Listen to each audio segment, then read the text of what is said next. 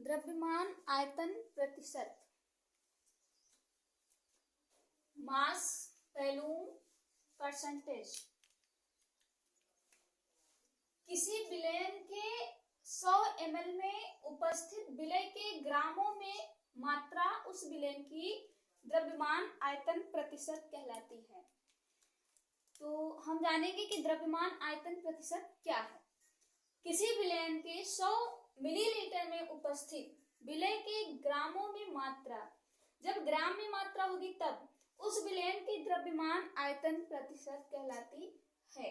द्रव्यमान आयतन प्रतिशत बराबर विलय पदार्थों का द्रव्यमान ग्राम में अपान विलयन का आयतन मिलीलीटर वेलोसिटी में इंटू 100।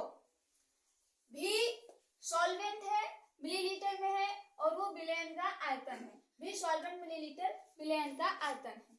हम क्वेश्चन लेते हैं कि 2% द्रव्यमान आयतन प्रतिशत NaCl विलयन के 400 ml बनाने के लिए कितने ग्राम NaCl की आवश्यकता होगी। तो द्रव्यमान आयतन प्रतिशत हमें दिया गया है 2% और विलयन का आयतन दिया गया है 400 मिलीलीटर। अब परसेंटेज जो फॉर्मूला है, परसेंटेज WV बराबर मतलब द्रव्यमान आयतन प्रतिशत बराबर WV अपान V सॉल्वेंट मिलीलीटर इंटू 100। उस फॉर्मूला के आधार पे हम इसको रखेंगे।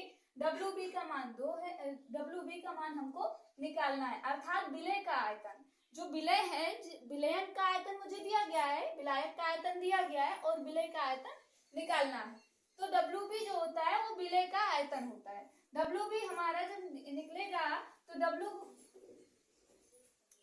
प्रतिशत का मान दिया गया है 2 और विलयन का आयतन दिया गया है 400।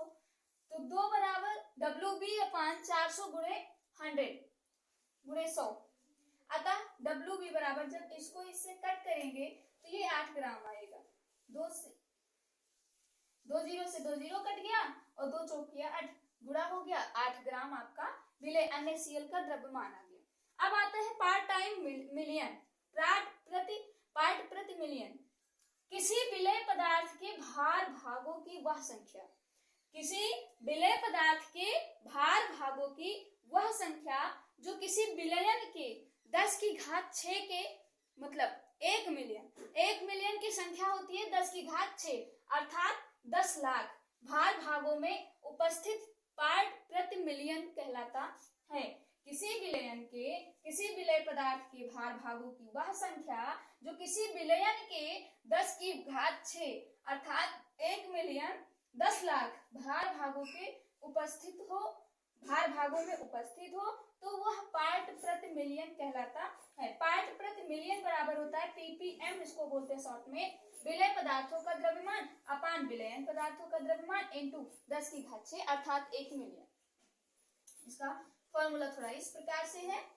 अब नोट करने की जो बात आती है, यहाँ से एक बात मिलती है कि ppm, ये ppm निकला है, अर्थात जब हम ppb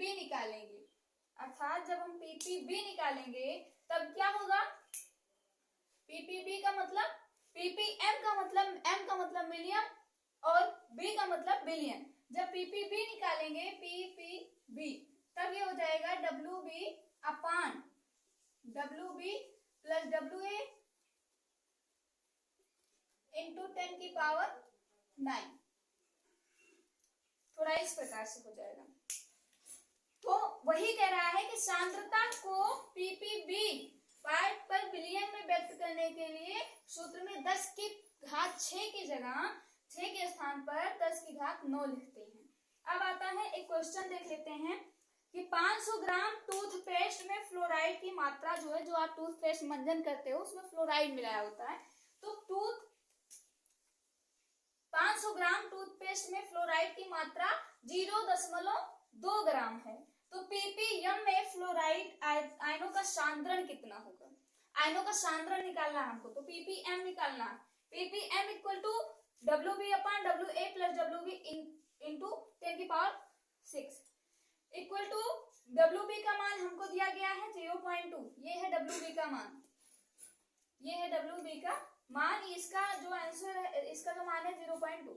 उसके बाद WA प्लस WB दोनों मिला के कितना है 500 ग्राम, उसको हमने लिख लिया इंटू 10 की पावर 6।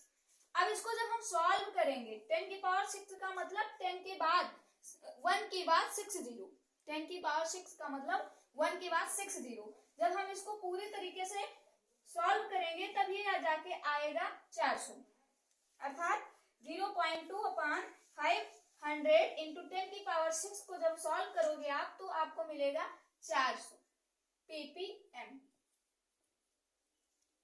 फ्लोराइड का सांद्रण है ये, जो 400 आंसर आ रहा है ये फ्लोराइड का सांद्रण। अब आता है मोल अंश, मोल भिन्न या मोल प्रभाज्य। मोल फ्रैक्शन को बोलते हैं मोल अंश, और अंश को ही भिन्न बोलते हैं, भिन्न को ही प्रभाज्य बोलते हैं। आप परिमेय संख्या में भी भिन्न को पढ़े होंगे कि P बटा Q के रूप में जिसे व्यक्त किया जा सके वह भिन्न कहलाता है। तो यहाँ पे हम देखेंगे कि एक मिश्रण में किसी अवयव का मोल अंश उस अवयव के मोल और मिश्रण में उपस्थित कुल मोलों की संख्या के अनुपात को मोल अंश कहते हैं और इसे X से प्रदर्शित करते हैं। एक मिश्रण में किसी अवयव का मोल अंश उस अवयव के मोल और मिश्रण में उपस्थित कुल मोलों की संख्या के अनुपात को मोल अंश कहते हैं और मोल अंश को X से प्रदर्शित करते हैं। इसका जो फॉर्मूला होता है वो होता है मोल का अवयवों का मोल अंश इक्वल टू अवयवों के मोलों की संख्या बटे मिश्रण में कुल मोलों की संख्या। मतलब कितने अवयवों में मोलों की संख्या क्या है अर्थात Na, और मिश्रण में कुल मोलों की संख्या अर्थात Na प्लस Nb।